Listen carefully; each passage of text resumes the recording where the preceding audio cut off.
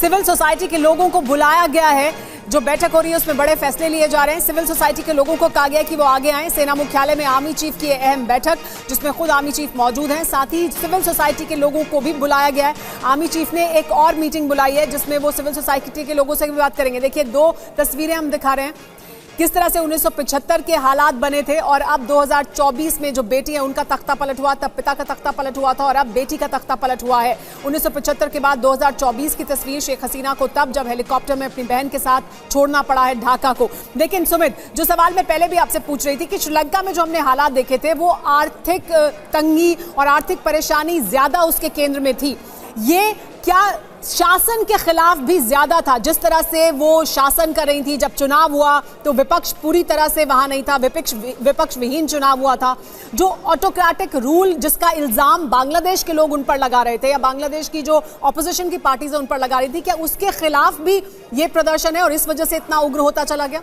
देखिए, बिल्कुल, अगर सुमेरा आप देखें कि 2009 से लगातार प्रधानमंत्री थी। सबसे खास बात यह कि लगातार उनका जो पैड थी या फिर जो उनका जो पॉपुलैरिटी बहुत ज़्यादा थी। लेकिन 2018 के बाद से लगातार जब से ये मूवमेंट स्टार्ट हुआ, तब से लगातार जब इसका प्रोटेस्ट स्टार्ट हुआ, तब से लेकर अब तक करीबन 4-5 साल में उनकी सिचुएशन को, उनकी इमेज को बहुत ज़्यादा नुकसान पहुंचा। आपको याद होगा कि अभी हाल में जब मैं आपको रोकना चाहूंगी, सीनियर जर्नलिस्ट गौतम लहरी सर ही हमारे साथ हैं। और लहरी सर, 1975 के साथ साथ आज की तस्वीर हम दिखा रहे हैं, आप ज्यादा बेहतर समझा पाएंगे बांग्लादेश के उस हालात को देखते हुए, क्योंकि 1975 में पिता और 2024 में बेटी के तख्ता पलट की इस तस्वीर के बीच सबसे बड़ी चुनौती कि आप सेना के सामने है, हालात को कंट्रोल करना, यह कैसे संभव हो पाएगा सर?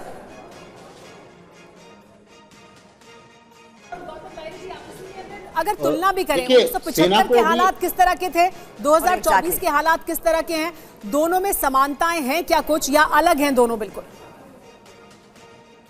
देखिए, गौतम लहरी जी, समानताएं नहीं है क्योंकि अभी जो हालात हैं, अभी क्या मेरे को पूछ रहे थे? जी गौतम सर, आपसे सवाल था 1975 के साथ साथ मैं आज ये की तस्वीर। कहूंगा कि आर्मी चीफ जो बैठक बुला है सारे पॉलिटिकल पार्टीज के साथ, लेकिन हमें भारत की तरफ से एक ही चिंता होना चाहिए, क्या बैठक में जमायत को भी बुलाया गया? अगर जमायत बुलाया गया तो जमायत रहे, कोई स्टेक होल्डर हो, उस भारत के लिए भविष्य में चिंता का विषय होगा। इसलिए हमें देखना है, सिविल सोसाइटी भी आ रहा है, सिविल सोसाइटी का लोग अगर क्या सुझाव देते हैं इसके लिए इंतजार कर। सबसे ज्यादा हम कहेंगे कि आर्मी चीफ जब एड्रेस टू द नेशन करेंगे उसमें शायद अभी तक कोई फैसला हो नहीं पाया है, क्योंकि इसमें बहुत सारे डिमांड काउंटर डिमांड चल रहा है।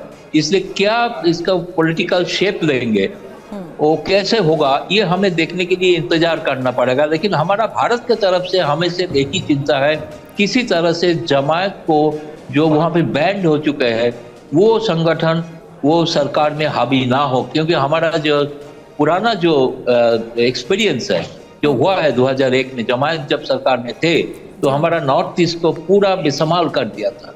इसलिए हमें सिर्फ एक ही चिंता है, भारत के तरफ से यही पहल करना चाहिए। हमारे साथ बहुत सारे इंस्टीट्यूशनल मैकेनिज्म है, बहुत भारत का सिक्योरिटी एजेंसीज के साथ है। ये भारत, देखिए, ये यूरोप और अमेरिका वाला भारत के लिए चिंता का विषय इसलिए है कि हम सीधा 6 हमारा प्रदेश है जो बांग्लादेश के साथ जुड़ा हुआ है, 4000 के ऊपर किलोमीटर बॉर्डर है।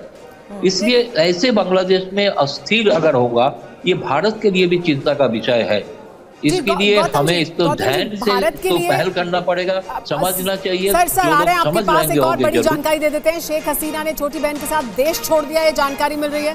आर्मी चीफ 4 बजे बड़ा ऐलान करने वाले हैं, बैठक बुलाई है। आर्मी चीफ इस वक्त में एक बैठक में मौजूद हैं। उन्होंने इसके अलावा सिविल सोसाइटी के लोगों की एक और बैठक बुलाई है। जो जानकारी मिल रही है वो ये कि शहरों में पुलिस पीछे हट गई है, क्योंकि अभी तक पुलिस और प्रदर्शनकारियों के बीच जो झड़पें हुई हैं उसमें पुलिस के लोगों ने भी जान गंवाई है और जो प्रदर्शनकारी थे उन्होंने भी जान गंवाई है। 300 लोगों ने जान गंवाई है और उसमें बड़ी संख्या आम लोगों की है, प्रदर्शनकारी छात्रों की और बाकी तमाम लोगों की है। लेकिन गौतम लाहिरी जी, एक और सवाल जो सुरभि आपसे पूछ रही थी, उसके बाद तस्वीरें हम आपको दिखा रहे हैं। देखिए, 3 तस्वीरें इस वक्त शेख हसीना की देश छोड़ने की तस्वीर। पूरे बांग्लादेश में इस वक्त कर्फ्यू लगाया गया है, शहरों में सेना बाहर निकल कर आ चुकी है और सेना ने मोर्चा संभाल लिया है। थोड़ी देर में आर्मी चीफ का संबोधन होगा, वो क्या डायरेक्शन लिया जाएगा, किस तरह से इन हालात को नियंत्रित किया जाए, उसको लेकर बयान देंगे। देखिए, ये तस्वीरें देखिए, शेख मुजीबुर रहमान की जो प्रतिमा है उस पर किस तरह से लोग चढ़े हैं, यानी उनके भी खिलाफ एक तरह का जो आक्रोश है वो लोगों के बीच देखने को मिल रहा है। ये पीएम हाउस की तस्वीरें भी आप लोगों का तरीका है सुमेरा वो आक्रोश दिखाने का, क्योंकि हालात जिस तरीके से पिछले 30 दिनों में यहाँ पर लगातार बिगड़ते आए हैं, यही वजह है कि अब लॉन्ग मार्च टू ढाका का ऐलान किया गया था। और ढाका की आज की ये ऐसी स्थिति है कि देश छोड़कर, अचानक देश छोड़कर जाना पड़ा है शेख हसीना को। तख्ता पलट का सवाल भी इसलिए क्योंकि अब शेख हसीना के देश छोड़ने के बाद जिस तरीके से सेना इस वक्त हालात को काबू में करने की कोशिश कर रही है, ये एक बड़ी चुनौती होगी। और यही वजह है कि अब से थोड़ी देर पहले खबर सामने आई थी कि थोड़ी देर में सेना प्रमुख की तरफ से एक बड़ा ऐलान भी हो सकता है, जो अब समय बताया जा रहा है 4 बजे का है। तस्वीरें इस वक्त बाहर की जरूर दिखा रहे हैं, लेकिन अंदर से खबर यह है कि सेना के मुख्यालय में ही नेताओं के साथ मीटिंग्स भी शुरू हो चुकी हैं। गौतम लहरी सर, सवाल इस वक्त यही है, हालात को देखते हुए बांग्लादेश में तख्ता पलट और सेना की मौजूदगी, और सेना इस वक्त राष्ट्र को संबोधित करेगी थोड़ी देर में। चुनौतियां बेहद हैं कि कैसे हालात को काबू में किया जाएगा। देखिए, अभी जो स्थिति है, एकमात्र मुझे भी लग रहा है कि सेना ही एकमात्र है जो संभाल सकते हैं स्थिति, क्योंकि बांग्लादेश का जो वर्तमान सेना प्रमुख है, आपने पहले ही बताया, वो शेख हसीना का बहुत करीबी थे।